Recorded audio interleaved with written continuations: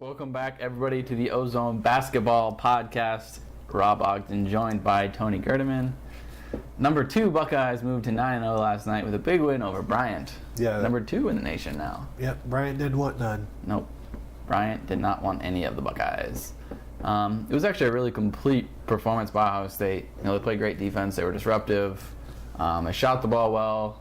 They had 13 steals, 10 blocks, forced 19 turnovers, and held Bryant to 27% from the floor. That's pretty good. Yeah, they did everything that they were supposed to do. There weren't any letdowns. I mean, they got sloppy a little bit at the end, but that happens. But I have to assume Thad Matta got everything that he wanted out of this game. Yeah, and that's really when they're at their best. That's what they're going to have to look like to win in March. Yeah. During the Central Connecticut State game, I guess. See who said this. Lenzel said that they got kind of lax during that game. They built a big lead, and then they just decided they were just going to trade baskets because they Right. could. But Matta got on him and told him, how we play in March or how we play today is going to dictate how we play in March. So I guess that was one of the big points of emphasis for them coming out and playing a complete 40 minutes and not relaxing at all, which is something they have said an alarming amount of times that they've done that. Yeah. Well, they scored 43 points in the first half, 43 in the second half. Yeah. I was scored them by 20 in the first and 18 in the second. So, Yeah.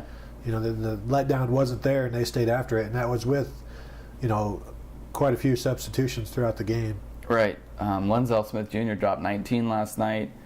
Is he the most underappreciated player in Ohio State basketball history? Well, I think he also has a tendency to make people angry with some of the bad shots he takes. That's when true. he takes bad shots, it can be frustrating. But when he's just part of the offense, I mean, he does so many different things. He had 8 rebounds, got to the line 7 times, 3 assists. I mean, he can do a lot of different things. It's when he's trying to do everything was when, people get frustrated. But as far as being underappreciated, yeah, I mean, definitely, because on any given night, he can give you 27 and lead you to a victory. Yeah, and it's not even just us or the fans or anything. It's even the opposing teams who, they leave him open and they send double teams, to guard other guys. But he's the guy that they gamble on, Right.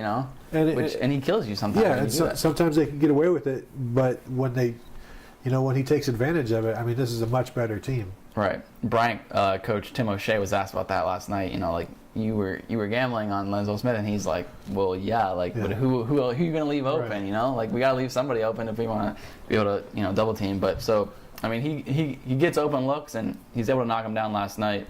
But it was funny. Matta said he doesn't want anybody to give Smith credit because he plays better with a chip on his shoulder. So he's like, he plays better mad, so don't give him any credit. So we'll stop talking about him then so Thad doesn't get mad at us, since we know he listens to our podcast. What up, Thad? Let's see, 12.9 points a game for Lenzel now. That leads the team. How long will he stay number 1, or do you see him staying number 1? I think he'll stay number 1 for a few more games, just because it'll take LaQuinton Ross a little while to catch him. Yeah. And I think Ross has made up some ground since his start, so maybe a couple more games. If 12.9 points leads the team at the end of the year, I don't think that's a good thing. No, I agree. But they've got 4 guys over 10, so it's not there's not a big drop-off or anything. But I still think you want somebody at least at 14 or so. Yeah, I think you're right. And I think Ross is probably that guy to be the candidate to do that. But if you're getting 12.9 from Smith, we've talked about this before. I mean, you're going to take that from him. Yeah, I think Thad would love it. And he's getting what he's asked for to this point. So, if Smith can stay consistent, and that's what always, the question is. I mean, he's playing really well right now. He doesn't look like he's going to drift off or, fade away. Right, definitely. Let's see. As we get into some tougher games here, do you see them? We know they can go 6 deep easily. Yeah. Do you see them thinning out? Do you see Thad thinning out the bench at all going forward here instead of rotating the 9 like he's been? Yeah, I think the minutes might diminish for Loving and Della Valle and McDonald, Trey McDonald, but I think they're all going to play because they all have specific roles and things that they do. We talked about earlier, McDonald is always going to have to play because he is the only other center. Yeah. And Amir has to take breaks and foul trouble and whatever. And we both really like Mark Loving, and what he's given this team right now, you can't just take that away. You can't not reward him for that. And Della Valle playing so much already tells me that Thad wants to get him ready moving forward, don't you? I mean, yeah, isn't that what you're saying? yeah. Well, Thad normally thins out the bench, right? Yeah, he does. I don't know. I'm not sure. I don't know if I'm buying the Della Valle thing yet. Right. Like, you're right. He is playing right now, and I think he's going to keep playing. But I just don't know how many meaningful minutes he gets when the season. Do you think he'll play every game? That's a good question. I could see there being a game where he didn't play. Yeah. If they're in a close game, a Big Ten, a tough, gritty game. Like a Wisconsin or Michigan State. Yeah. I think he'll play. I think that's the test. Like if he plays like 7 minutes against those guys, then that means something. Yeah, it's just hard to tell right now. He's got 14 a game. I don't know. That's kind of a lot just to go from 14 to nothing. Right, and that's sort of what I'm going on. I guess if I was betting, I would say he probably gets minutes in every game, but I could see games where he gets like 2 minutes. I don't know. We'll have to see. That'll be interesting. But I do agree, Mark. I think he's legit. I mean, he's legit, right? I completely agree. And you see what he can do now. He can do so many different things. He can put the ball on the floor. Some of the passes he had, last night, just showing his vision. Yeah, that one. He had that one under the basket to who was it? McDonald for a dunk, right? McDonald, yeah. So that's right. He can do so many different things, and being as young as he is, I mean, it's impressive. Yeah, 6.1 points per game and 13.1 minutes. I mean, he looks like he's going to be a player, like, for years to come. And he looks like one of those guys who just gets better every year. Yeah. And it looks like he could be a 4-year player because, I mean, he doesn't jump out of the gym. Right. He's not... I mean, he's a 6'7" power forward at this point. Right. So, I mean, there's a huge demand for those. And those are the types of players you love to have at Ohio State, right? Absolutely. Because you need the superstars, too, but these guys are the guys, like, they're the foundation. Yeah, you need the David Lighty, the John Diebler. Lenzel Smith, even. Exactly. So, I mean, that's... While, everybody loves these 4-star, the 5-star guys, I mean, if you don't have Mark Loving, if you don't have Lenzel Smith, you don't have Aaron Kraft, right. Aaron freaking Kraft. Yeah. Aaron freaking Kraft. Then what do you have? I mean... So, no, he's definitely one of those building blocks that, at some point will be the man, I think. Yeah. I think it's actually a big advantage because if you think about it, Ohio State really has 6 starters. I agree. I mean, they have 5 starters, but Sam Thompson could start probably for any team in the Big Ten. Yeah, I mean, they've got 3 guys playing over 23 minutes a game, so. Right, and how many teams can you say when you bring in your 6th man, there's absolutely no drop-off? Yeah, I mean, that's what you hope to have as a premier team. You hope to have 6 starters. Right. And that's absolutely what they have because, Thompson can come in and play anywhere. Yeah, and I mean, there's absolutely no drop-off. And it's, I mean, that you would think that's going to benefit them down the stretch, especially when guys are, getting worn out and when it's in March. And they have 6 guys, they can keep guys fresh as opposed to guys who are, or teams that don't have that 6th guy. And when we've talked about, Thad Matta's bench, I mean, he's usually gone 7 deep for an entire season at some point, and having 6 guys that are essentially starters is a little bit different. Yeah, so I think that's a big advantage. Amir Williams, 12 points, 9 boards last night, 6 blocks. He's averaging 10.7 points per game, 7.1 rebounds. He does look like a different player this year, right? I mean, yeah, I would agree. You're laughing. Why are you laughing? No, because he does look like a different player. Because he didn't always look like this against bad teams last year. Yeah. So, I mean, he's at least looking really good. Pretty good. Really pretty good. Good. Somewhere in there. Against the bad teams. Against the bad teams. He's looking pretty good. Which he wasn't always the case last year. So, in that way, yeah, he's definitely a different player. I mean, let's see. And we're going to get into this a little more later. But the thing with him is he struggled against Maryland and Marquette. The 2 marquee games on the schedule so far. Yet he's destroyed the North Floridas and the Americans and the Wyomings of the world. So, and we talk about this every week.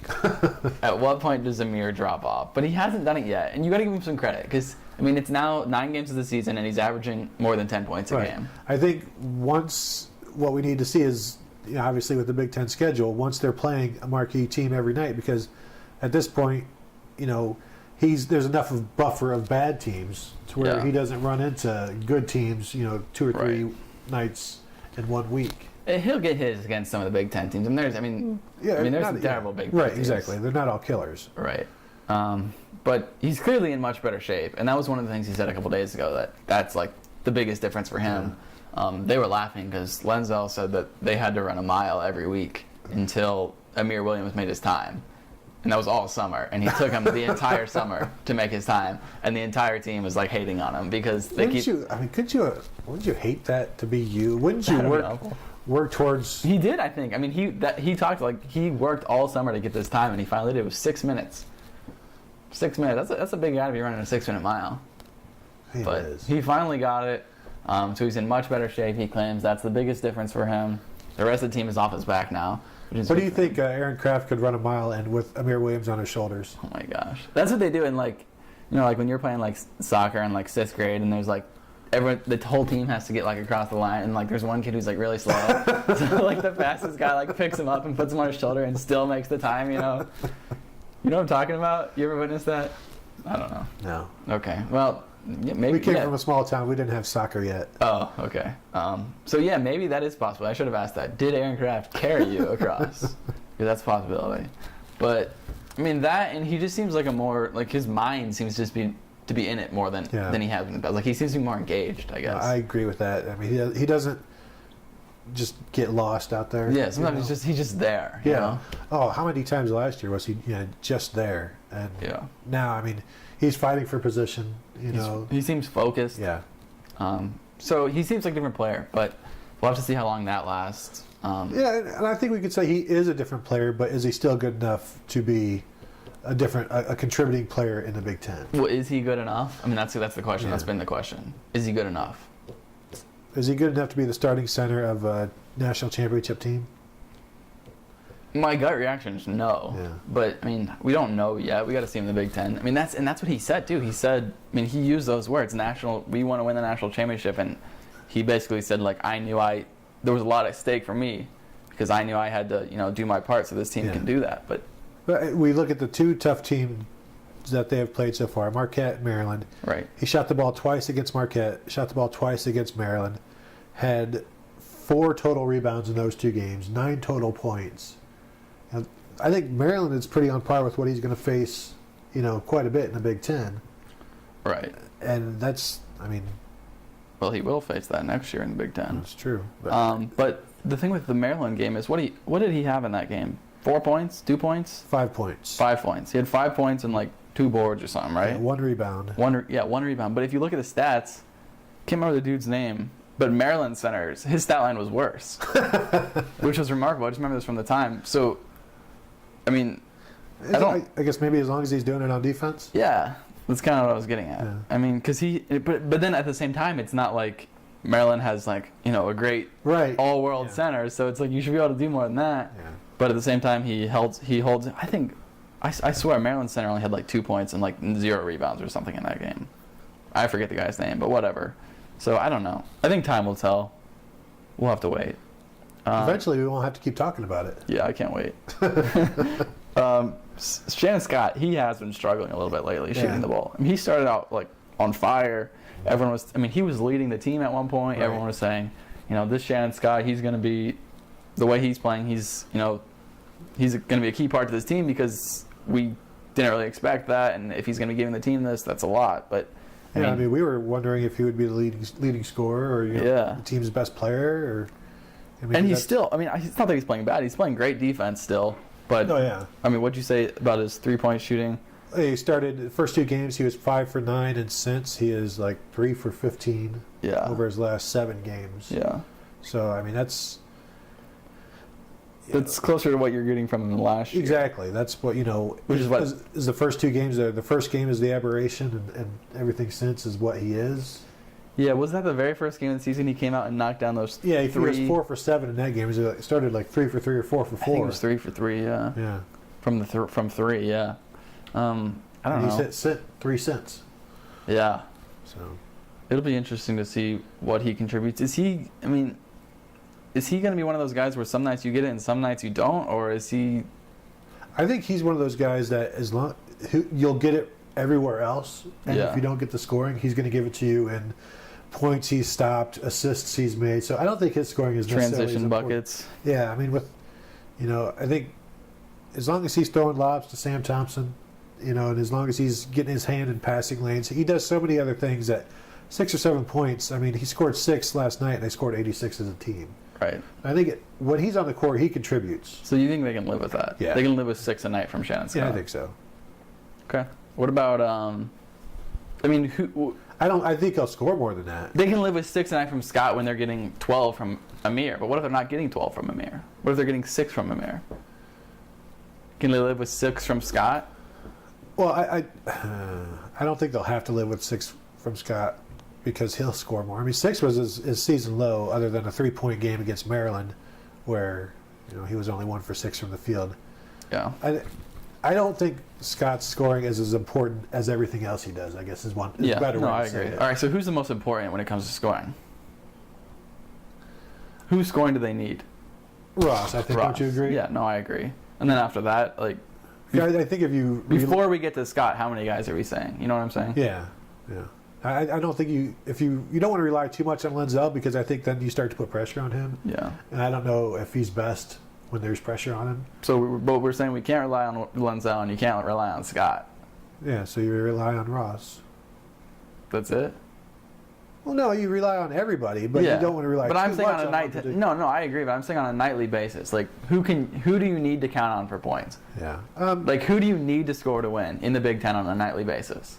Well, I think it changes because the point totals change. Do you need 60 points total against, Michigan State, and you might need 50 against Wisconsin, and you might need 80 against Iowa. So I guess you're saying you think this team can win on a points by committee basis. Yeah, I do. Okay. You disagree? I don't disagree. I just think that's dangerous when you go into the tournament. Oh, it's completely dangerous, and that's the flaw of this team, I think. Yeah. No, you're right.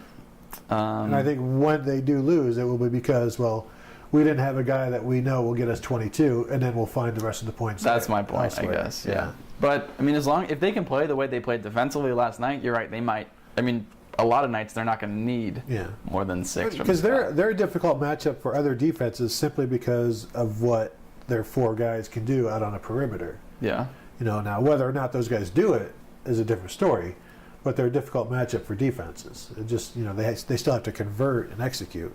One of the I think most entertaining things to watch about this team is the ball movement. Yeah, and that's fun. I mean, in the game last night, that was a boring game. I mean, Bryant, but I mean the ball movement between. I mean, on some of the that was fun to watch, right? A bunch of pump fakes and drives, some kickouts, and it was constant. It never sat. There was not a lot of one-on-ones. Is that a byproduct of having 2 point guards or having a? I mean, it's an experienced team, or. Well, I think if you have 2 point guards, you better be moving the ball. Right? Yeah.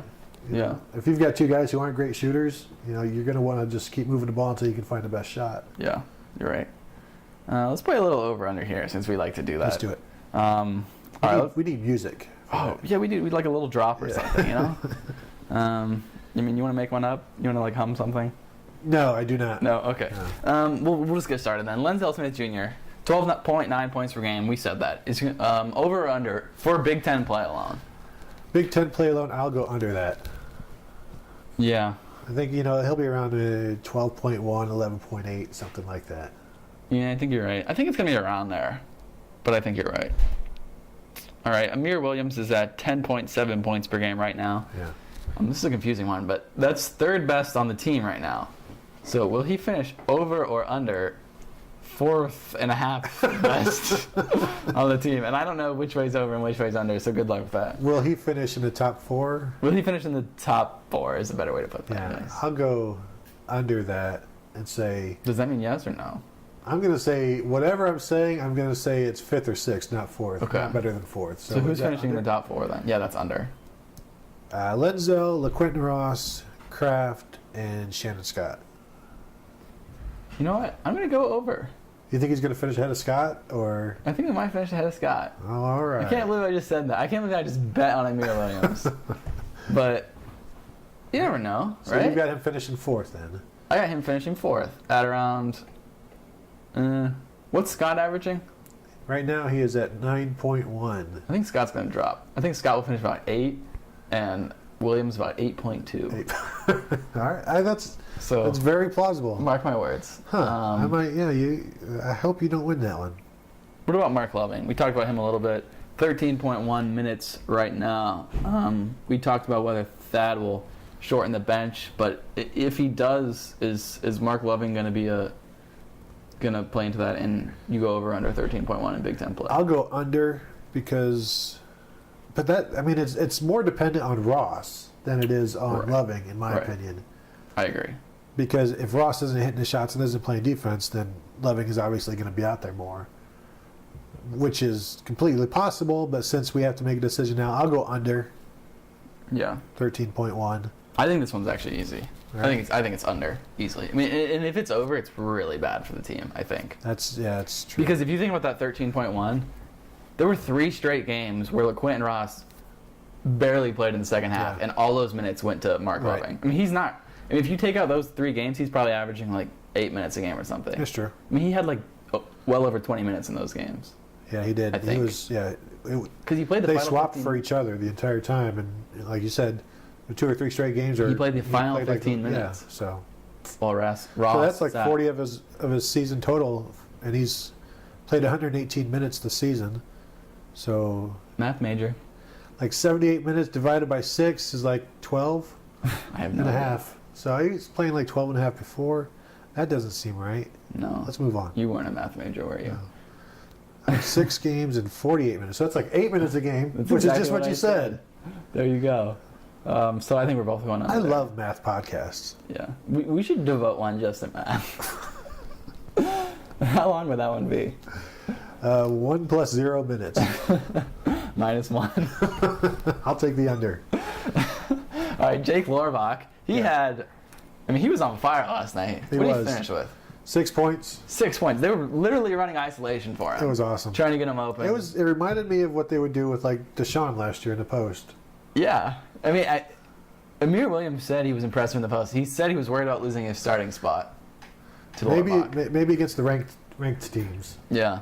And it was a feel-good story after Lorbach missed those 2 free throws, that cost Ohio State a game.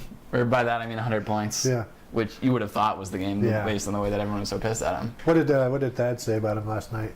Thad actually didn't say much. He said he was happy to see the ball go in for him, but he wasn't as nearly as joyous as some of the guys on the bench were. Those guys were going crazy. Yeah, that was fun to watch because they were, all of them were smiling and, even after the game in the handshake line, they were all giving him hugs and pushing him and like hitting him, and I guess it didn't really seem too fun. No, hitting him. A lot of violence going on. Speaking of post game, this is just real quick. Did you see the Amir Williams post game? I did. They were actually playing it on the radio this morning on satellite radio. I don't know if that's appropriate for this podcast, but if you haven't seen it, type Amir Williams post game Bryant into your Google search bar and something will come up. But anyway, back to Jake Lorbach.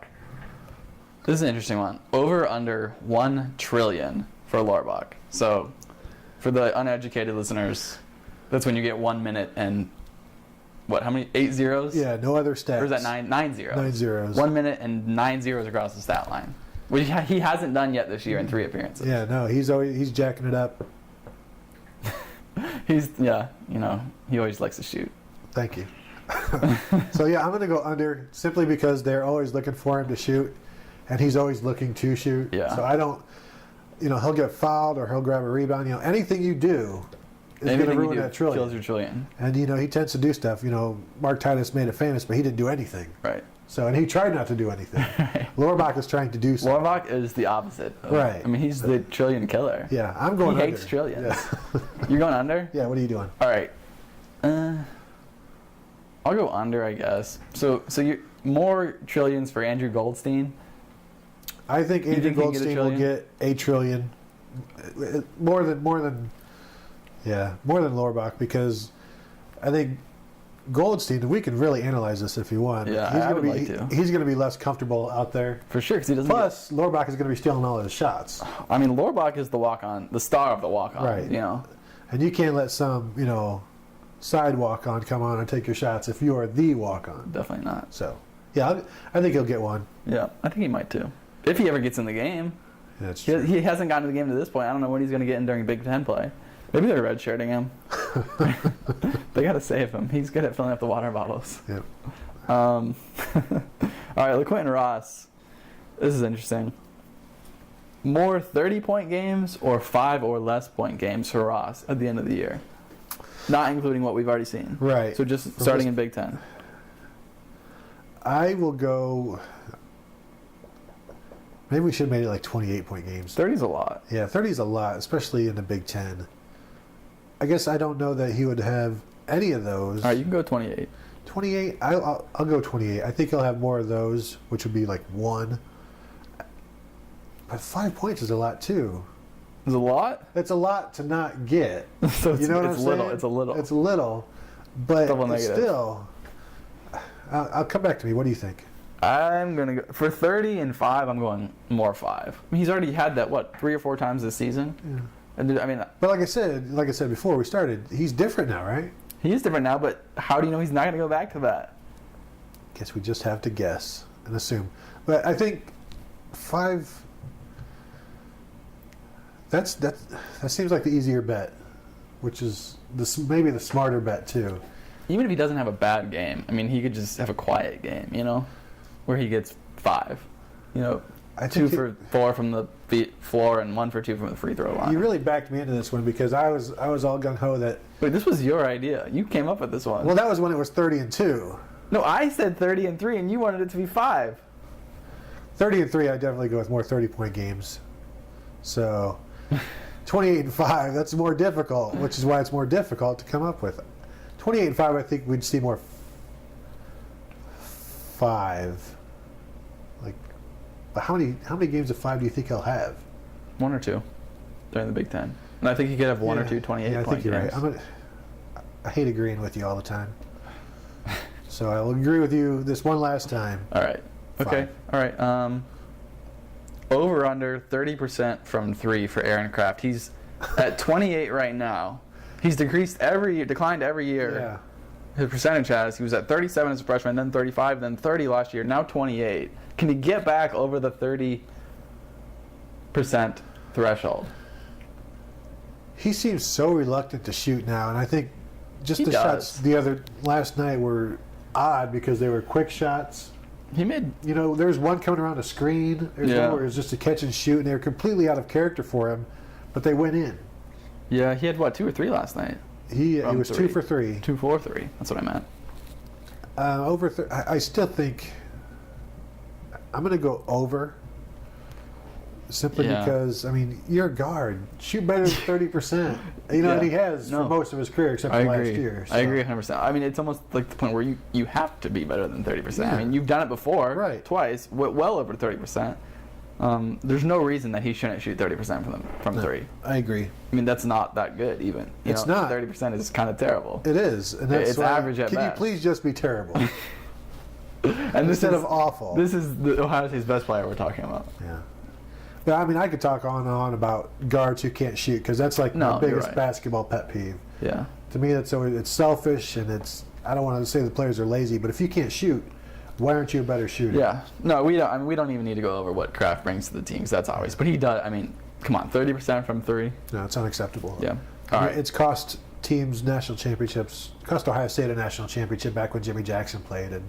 When Aaron Kraft couldn't make that 3. Yeah. No, Mark Baker. Well, even that last year. So I mean. Last year. Yeah. Although his Kraft best game from 3 ever was last year against Wichita, right? But he was 2 for 3. He was 2 for 7. Oh, never mind. I take it back. He missed 5 threes in that game. Okay, you're right. No. That's what it was. It was he hadn't made 2 threes since that game. That's what it was. And you think back to the Jamar Butler against Florida in the national championship game. He was missing so many threes. And he was a good shooter. It's just if you're an open guard, you have to be able to hit a shot. Yeah. No, you're right. All right, last one here. Over under 1 or more alley-oops thrown by Sam Thompson this season. I'm going to go under. Wait, you mean completed alley-oops, right? No, just attempted. Do you think I mean, you saw the one last night. That was bad. It was way off. I think Sam thought it was a little easier. I mean, he used to be on the receiving end. It's easy. You know what? I would. He'd have more chance of completing one to himself off the backboard than completing one to anybody else. Because who else could catch him? Who else can catch him? And it wasn't even a good throw. No. And then who did he throw that to? I can't remember. Was it? I want to say it was like Trey McDonald. Was it? I think so. But yeah, I'm going to have to go 0. I'm going to go under because, I mean, there's nobody there that can catch him like him, obviously. Right. There's nobody that can finish like him. And for as bad as his passes, he's the only person who could catch his passes, I think. and even lay them in. Yeah, he was the only one who would have had even a chance to catch that ball he threw last And night. he's probably like, what? I catch that all the time. Yeah, he probably was. He was over there. He was pissed at Trey McDowell That on was the a terrible sideline. pass. So you're going under? Yeah, under. I'm going under too. I mean, I wouldn't want to try that again if that was me. I mean, that was bad. Anything else you want to add in there? Over-unders? That's all I got. Yeah, no, I'm good. Okay. I think that's all for today then. That's awesome. Yeah, exactly. Let's see. North Dakota State and Delaware up next. What do you right? know about those teams? The Delaware Blue Hens and the North Dakota State Bison, Bison. as Trey McDonald calls them, the Bison. So That's how it's pronounced. let's see. North Dakota State is in North Dakota. Delaware is in Delaware. Now, was that North Dakota State playing Minnesota the other day? You actually might be right about that. All right. You gonna look that up or? No, I was just adding my 2 cents. That's it. Yeah. I mean, you don't. I mean, Dynamite drop in. You don't know anything about the game or anything. You I just, know sometimes they're tough in football. North Dakota State. Yeah. Let's see. No, that was not them playing. It was the other Dakota. South Dakota State. Yeah. The Jackrabbits. They're actually decent. They were in the tournament last year. All right. Delaware. They're. Were they in Ohio's bracket? Ohio wasn't in the tournament last year. Oh. Yeah. Sorry. It's a shame. They'll be back this year though. No fears. Delaware. Yeah, they got the winged helmets. Yeah, that's right. They do. They do have the winged helmets. So I know a lot about Delaware. So. I mean, Even on the basketball court, winged helmets. they have That would be like awesome. Deladova, right? That's right. What's And not anymore? They don't, but no. yeah, on the basketball court they. Deladon. Deladon. Yeah, Deladon. Deladon. Oh, we should do a women's basketball podcast. Deladon. Yeah, no, sorry. You're the women's basketball beat writer. That was a long time ago. All right. Well, that's all I know about them. So unless you want to add anything. I've added all that I could. Okay. All right. That's it for today. We'll be back next week with this. Yes. All right. Until then, peace out. That's it.